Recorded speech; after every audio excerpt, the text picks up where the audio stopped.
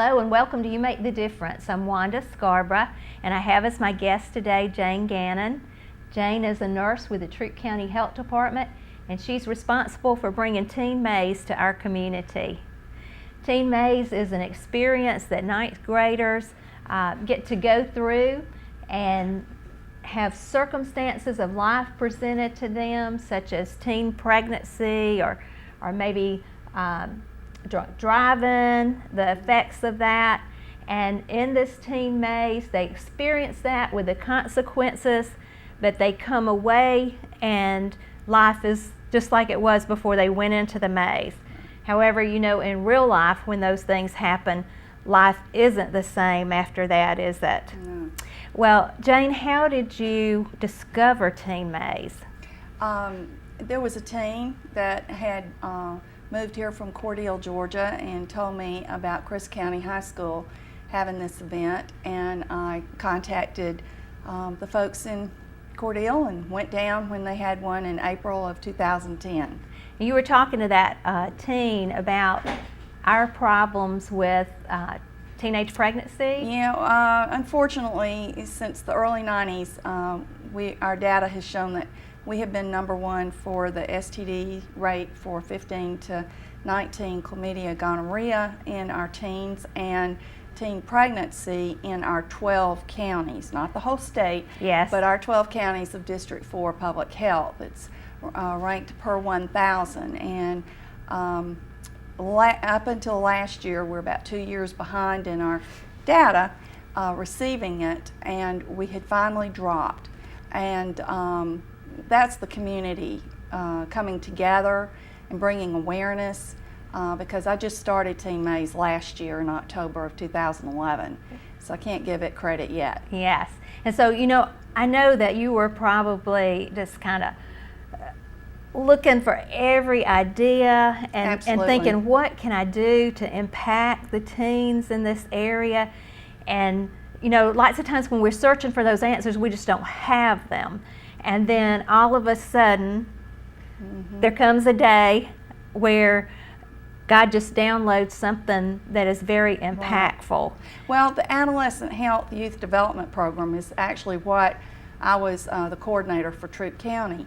And I just felt like I could purchase pamphlets and I could purchase educational information, and we were already doing this. And I felt like if there could be something a little bit more hands-on for them, and ironically, here comes Teen Maze, and went down, and it just seemed like it was the answer.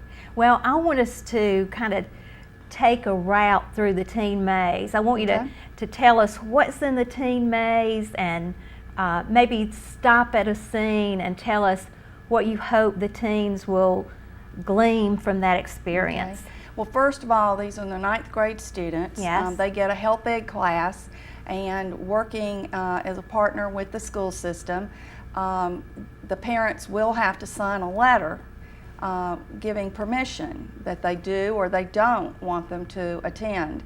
And part of that will be including the bus transportation, the surveys that they will take, a pre and post, to help us make it better, and then to actually go through Teen Maze. So when the bus arrives at the Callaway Conference Center, the student days are September 19th and the 20th.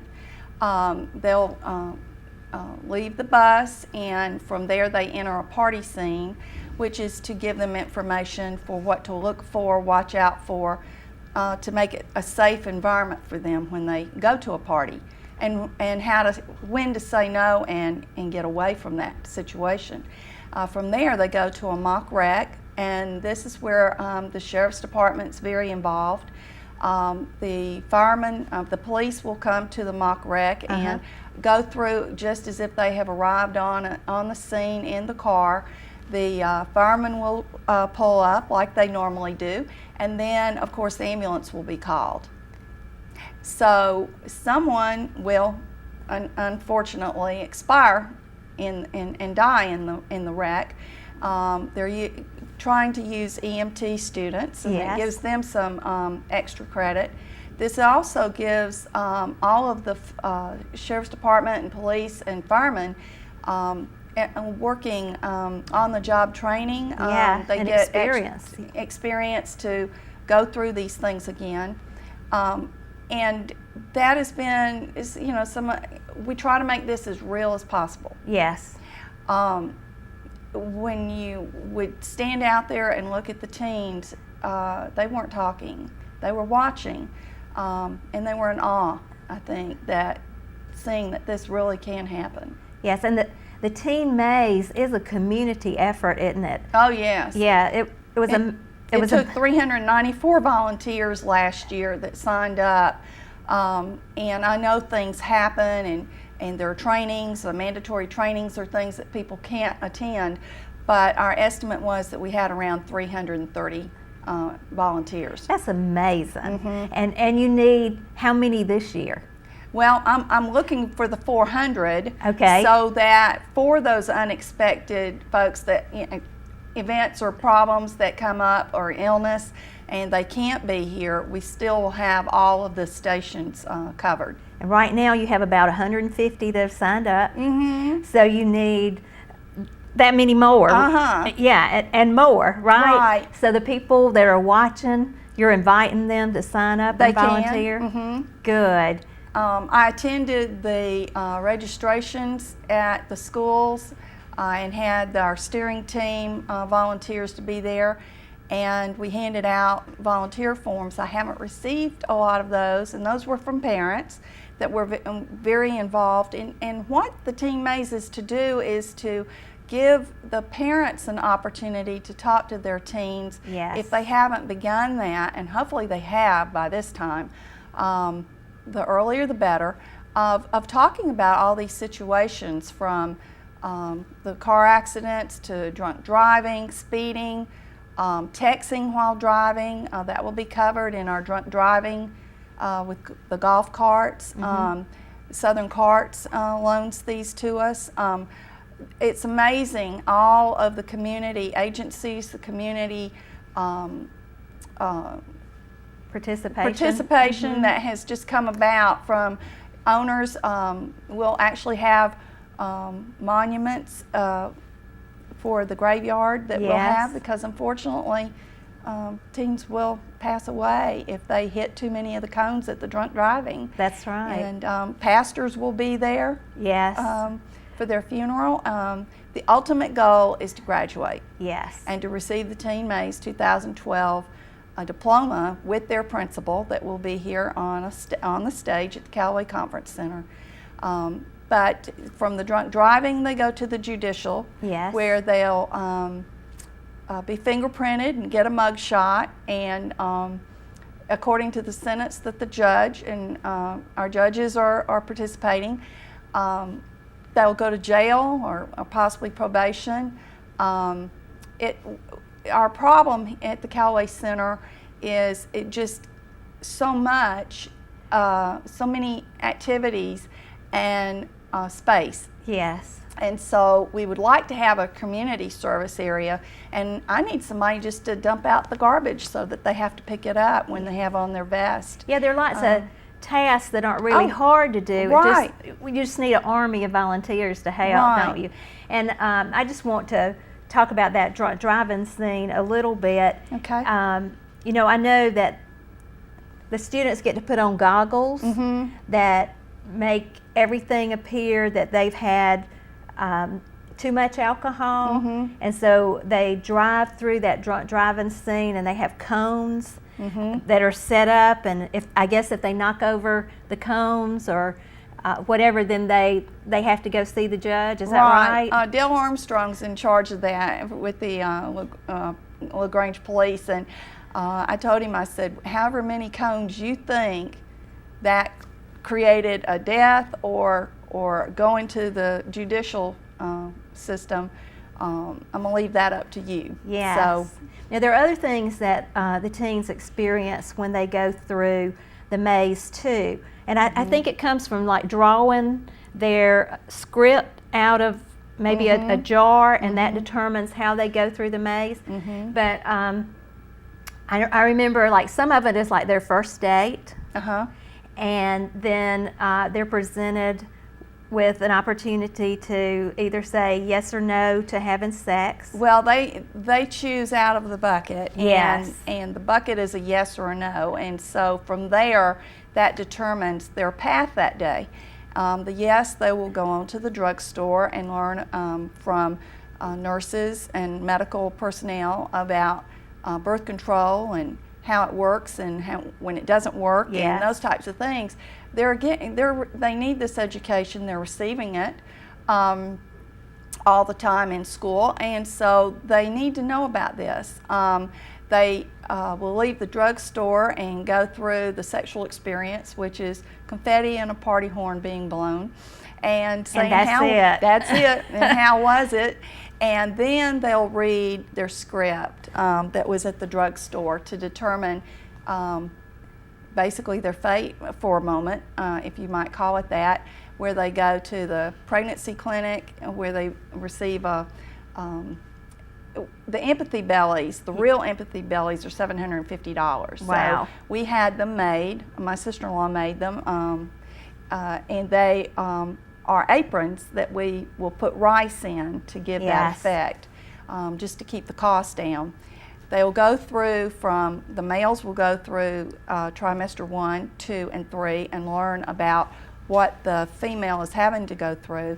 The female goes through female trimester 1, 2, and 3. There are scripts along the way, and they learn that it's more than just a baby bump, it's a real baby, and what is taking place and why it's important not to be smoking or taking drugs or using alcohol, and understanding this is a life. And also, they learn why it's important to wait. Oh, absolutely. Yes. Oh, just to say, all the nurses at the health department were all moms first. Yes. And absolutely. And that's where we abstinence go. is the only thing that works. That's the number one way. It is the only way that works. And I just want to speak to the audience just a minute. Something that I've learned in coming to some of the meetings is that the teens who do not have sex before marriage, their main reason that they give for not doing that is that their parents asked them not to. And you know, that is such a simple thing that we as parents can do. If we knew, and sometimes, you know, when we have teenagers, we don't think that they really take to heart the things that we say and ask them to do, but the surveys show that they truly take that to heart. So I just want to encourage parents out there to ask your children to wait until they're married to have sex. And that would eliminate a tremendous amount of problems, wouldn't it? It would. I mean, then, you know, there wouldn't be that fear of contracting a venereal disease. Exactly. You know, those kinds of things. And then they would be on that graduation stage when their time came to graduate, right? More teens that are participating in activities at school and those types of things have a better chance too, because they have goals that they want to reach, and that helps them. But the other piece to the teen maze is to help those people, the teens that have already decided to be sexually active. We have to give them information so that they can stay safe if they're going to do this. Yes. And that is also another reason for why the teen maze is so important. We didn't want to leave them out. Right. And we have to realize, according to our data, not everybody says no. Yeah, everybody's not saying no, but at the same time, from our survey that we did post-survey, a lot of the teens are saying no. Yay. And that's a good thing. What are the statistics? Do you know those? Don't have that. Okay. But we had from our summary that approximately 70% wanted to hear the information from their parents. Yes. And they received the information from their parents. Yes. And I think that's another important thing that we need to know is that most teenagers are saying no. You know, I think lots of times we have this impression of what the teens are doing out there, but we need to know the truth and to know that most young people are saying no. And I think that would help other young people too, because sometimes the perception is, even among the teenagers, that maybe they're the only ones that aren't doing it. Right. And so if they know that most people aren't, then I think that will give them strength. Well, that's true, and also important after they have their baby and have a picture taken. All of these things are put into what's called the reality check. All of their little scripts that they pick are glued in so that when they get home they can talk to their parents about their path that day. Yeah. May not be the path that they're choosing, Right. but it's an educational piece.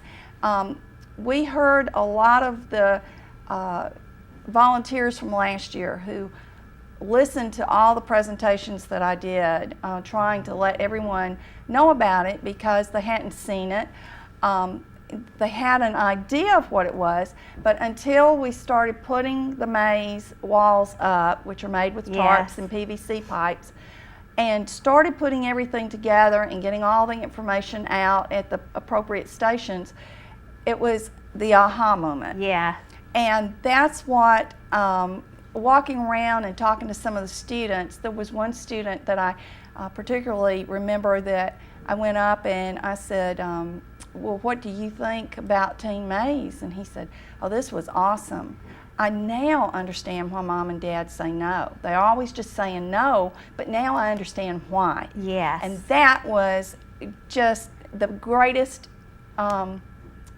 answer that I could have heard, that really, for all the work that it's taken to pull it off and put it together last year and trying to do it again this year, that paid off for me, just to hear it. And I remember you saying, I know you visited several Teen Maze before you brought it here, and I remember one of the things that you were saying was that sometimes the teens would be upset because they might draw the script out that they were having sex and they got pregnant, and they were very upset about that because they had already made their decision that they weren't, and that wasn't their life story or their life situation. And so you have somebody that's at the end of the maze. Right. We have the counselors from the school system, again, the partnership with the schools.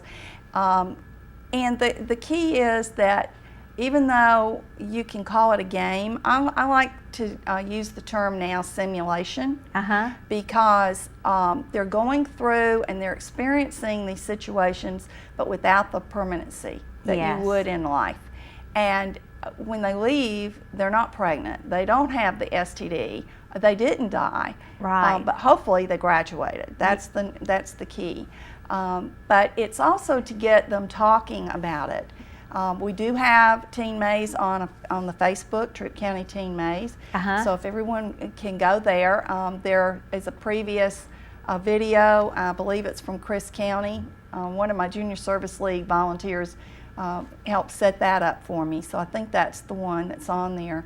But we received funding from the United Way, City of LaGrange, the Troup County Sheriff's Department. They're actually cooking our lunch too, thank goodness.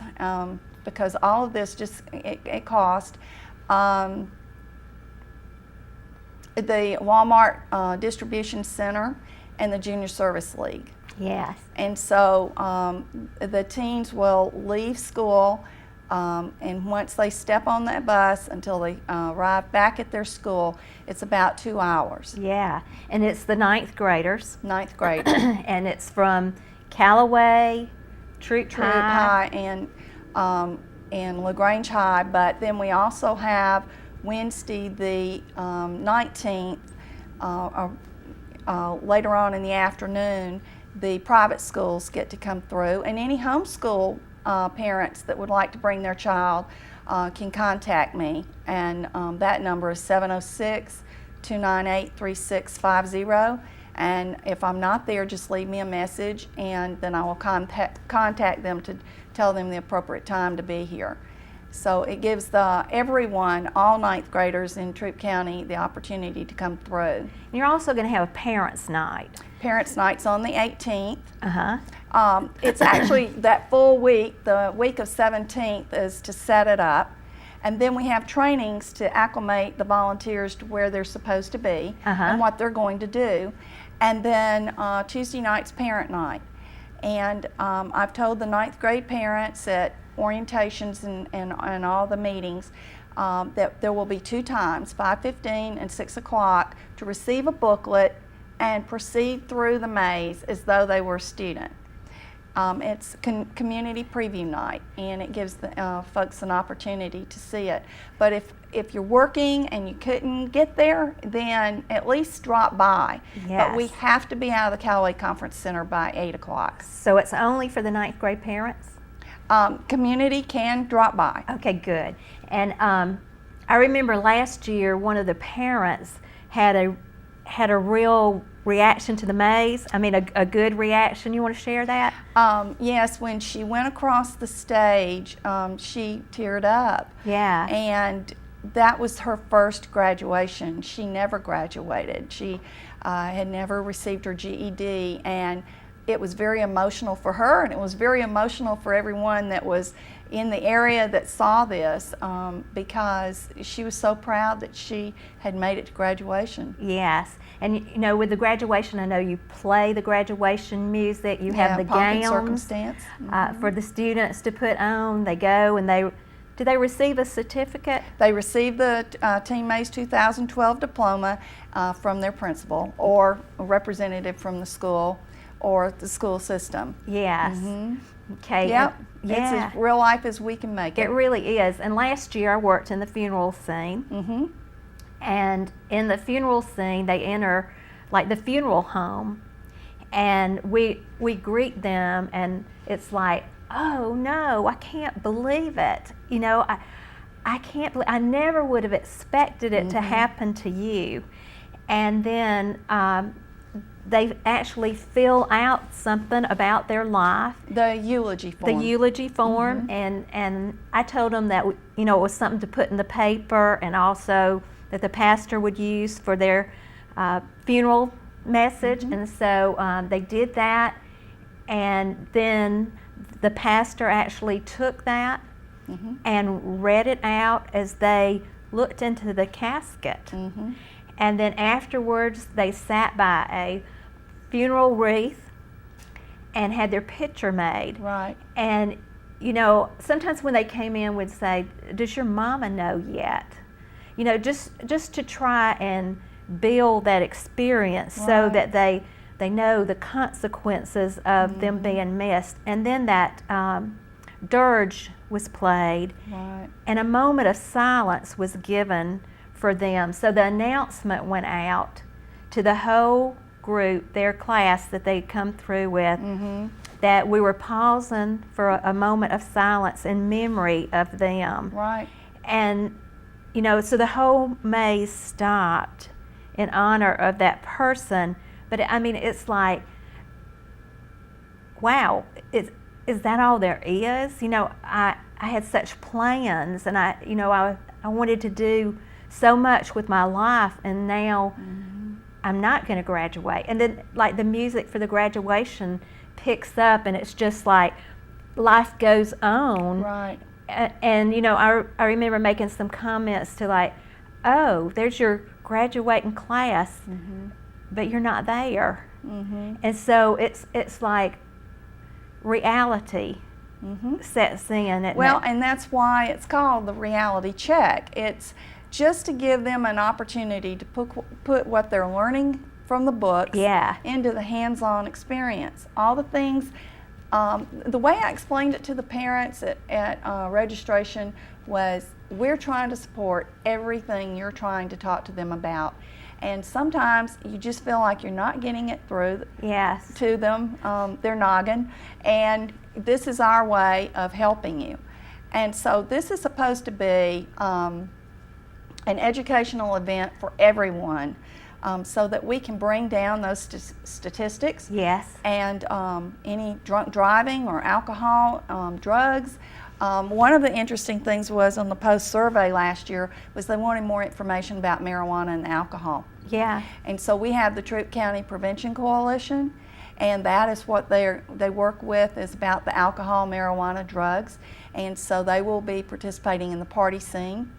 That party scene also, we have the Harmony House involved. Yes. And Michelle Bedingfield is writing a script where there will be that dating abuse, violence that is going on, and teens don't think anybody understands because that's not happening.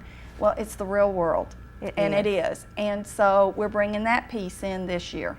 Yes, that's wonderful. Yeah, I mean, there is so much incorporated into the teen maze. I mean, you know, I know you don't want to give the secrets of everything that's in the teen maze, and we have talked about several things that are in there, but you know, there's like money management and going to the bank and knowing how to manage your little bit of money when you have a baby coming, and those kinds of things. And maybe you're not employed and you're not married. Right, and they start out with $1,000 and it's according to how much an STD would cost or how much things would cost. Last year's estimate from West Georgia Health was that it was $16,000 approximately for a C-section and around $9,000 for the regular vaginal delivery. It's just amazing when one teen came through at the bank, and one of the personnel was telling me this throughout the year because everyone still talks about it. Yes. The teen, they said, how much do you think it's going to take to raise a baby? $100. Yeah. So this is where we're trying to give that reality check of, no, this is what it's going to cost. So DFACS will be there. Good. Child Protective Service component will be involved. We talk about adoption. We talk about WIC will be there also. We have a tobacco piece because that is the #1 gateway drug that we talk about. Starting everything is smoking, and so there'll be a couple of fun stations there. Yes, just lots of things are covered. Lots of things. And it's like within that 45 minutes, they will experience so many things that, you know, we as parents could talk ourselves blue in the face, but they will experience. And it's like you want more than just the 9th grade to be able to experience, but what a wonderful experience it is for the 9th grade students. I want to thank you, Jane, for... Can I just say that the juniors and seniors that are 16 and above can come and volunteer on parent night. They're not allowed to take away from their classroom seat time, so they can come and volunteer on that Tuesday evening from 5 to 8, and they can put this on their college applications as community service. Yes. And this is an opportunity for them to at least see it because we didn't start it until last year. Yes. Well, thank you, Jane, for all you've done and for all you do in the community. We really appreciate who you are. Thank you. And I just want to encourage those to volunteer and help Jane as she endeavors to impact our young people in a positive way. Because remember, you make the difference. Thank you for watching.